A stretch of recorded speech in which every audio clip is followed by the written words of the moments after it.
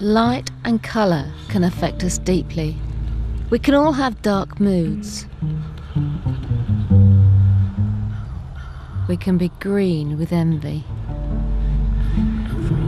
When we're down, we say we're feeling blue. But when we're angry, we see red. We all know that light and colour can affect our emotions. But put light into the hands of a designer, and not only can they change the space we live in, they can change the way we feel about it. These are 3 stories about designing with light and colour. Originally, architectural and street lighting was simply functional. Streets and buildings were illuminated so we could simply get around at night. But now our cities are being lit up in a new way.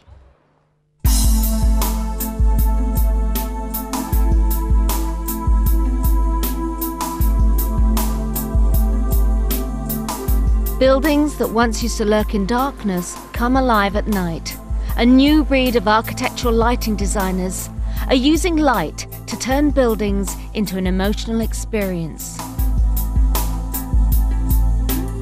Kevin Shaw and Keith Bradshaw are architectural lighting designers. The Tron Theatre in Glasgow is one of their projects. The event of walking from the street all the way through to the auditorium or through the bars had a sense of theatre about it. Kevin and Keith wanted the lighting design to turn the experience of wandering about the whole theatre complex into a theatrical event in itself. Their idea was to use the lighting to try and alter your moods as you pass from one part of the theatre to the other. The archway frames a well-lit atrium, saying, "Come on, see what's in here." Once inside the modern foyer, you see the brightly lit old exterior through the foyer's transparent walls, inviting you to move even further inside. You now enter the cafe and bars. This is how the whole of the Tron Theatre bar used to be lit, in a very cosy, domestic way. And this is how we lit the new bar, in a crisp, dynamic way. We now move from the bars to enter the actual theatre. This corridor is lit in red to mark our way into the auditorium itself. Once you've made it to the auditorium, you need to find your seat. In the auditorium, we use these lights for orientation to help you find your seats. They're interesting, they don't have bulbs in as such. The light comes from a material called electroluminescent plastic. It's a flat sheet, just like you find in a mobile phone. The lighting designers saved their best trick to last. And this is the dome.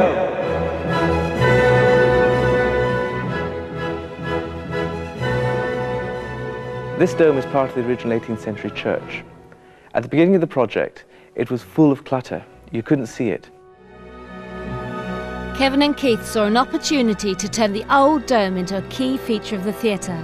Instead of just having the normal kind of house lights, they transformed the dome into a neon eye that could change colour. What we have is 2 tubes, one containing neon gas, one containing argon gas. The neon is red, the argon is blue. It's dimmable, which means that we can move between the 2 colours and create colour mixing. The idea of the eye is to create a theatrical experience before the performance even begins. The introduction of colour into the house lighting in the auditorium allows us to extend the theatrical experience from the moment the audience walk in. The blue is suggestive of coldness, calm, of the sea and of the sky.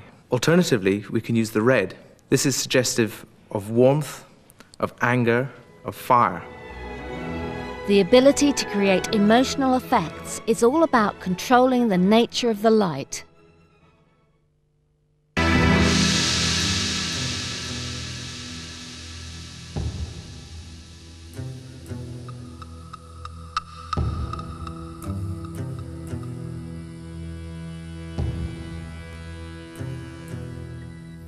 early lamps allowed us to control the intensity of the light they emitted. Simply move the wick of the lamp up or down and the light changes. Then came electric light.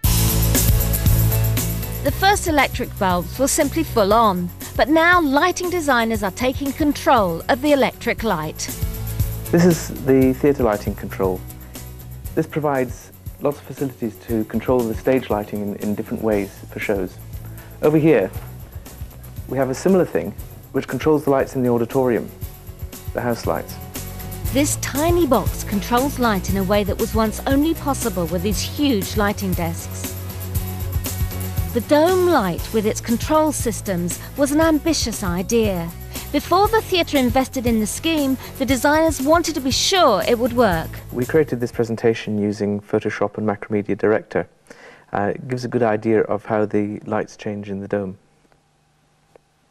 The Tron Theatre is an example of how lighting designers can turn a building into a theatrical event. Our next story is about lights which are theatrical in their own right.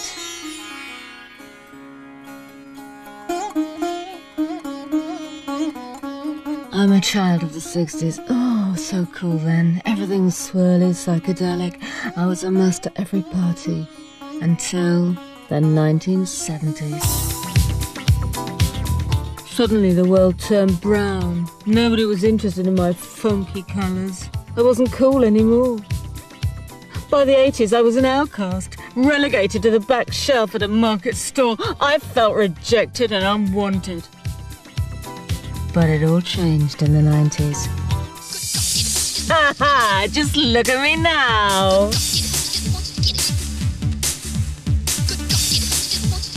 This is a tale of the irresistible rise and fall, and rise again of the lava lamp. This is the Astro lava lamp, the original lava lamp invented in 1963 by Edward Craven Walker. My name is Craven Walker. I invented the lava lamp back in 1963. The lamp is made from coloured wax and my own secret formula. It works this way. The light bulb in the base heats the wax, which then becomes less dense and rises to the surface, where, removed from the heat of the bulb, it cools and sinks back down again. The lamp was a technological success, but it eventually fell out of fashion. Then Cressida came along. I first saw the lava lamp on a market in Glasgow when I was on a buying trip for my antique stall in Camden Town, and I thought it was fantastic. And I phoned the number on the bottom of the box and someone answered, and I bought them for my stall and they sold like hotcakes. Cressida saw a business opportunity, and to her surprise, Mr. Craven Walker offered her an unusual deal.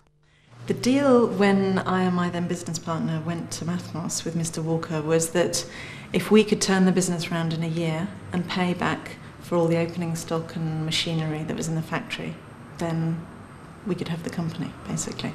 Cressida did exactly that, turning the ailing Astro Lamp Company into Mathmos, an operation producing over 500,000 lamps a year. And she did this by astute redesigning.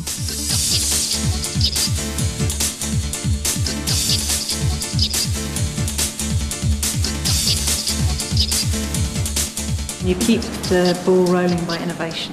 So we're innovating in the lava lamp with new metallic lavas and experimenting with the chemistry that goes on inside the lava lamp.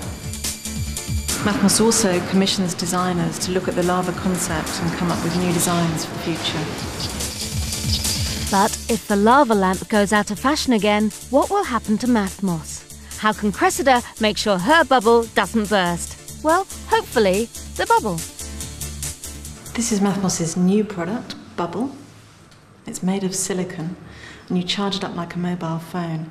It has LEDs inside, and once it's charged up, it'll last for 3 to 6 hours. And because it's made of silicon, it has this wonderful sort of almost fleshy, tactile feel to it, so it's quite fun to just sit there and play with.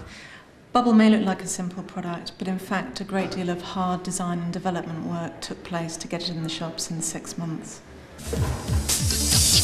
I'm Graham and I'm in charge of product design and development. Bubble's made of a silicon ball which envelops the main electrics inside.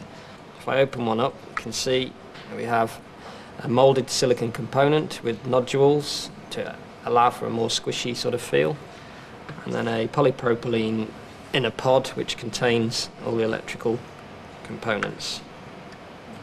Inside you can see that there's a main jack socket where the transformed mains comes in at about 3.5 volts.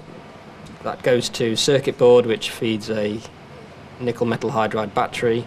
There's an on-off switch on the end here which, when you squash the ball, allows you to turn the lights on and off. Hello, I'm one of the Mathmos Graphic Utility Squadron, and this is a web